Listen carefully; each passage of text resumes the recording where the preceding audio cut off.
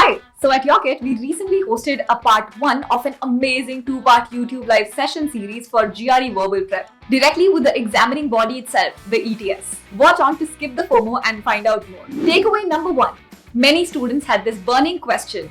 Are GRE-at-Home scores still valid? Well, the simple answer is no. The GRE-at-Home scores are valid, but different universities have different preferences. So it might be prudent to check out the university's website to see which score they prefer. Takeaway number 2. What's the shortest way to answer an RC question? The answer is passage mapping and elimination. Passage mapping is when you create an index of the information presented in the passage, and elimination is when you don't look for the right answer but start with eliminating the wrong ones. Takeaway number 3. Can a good score in GRE compensate for low grades?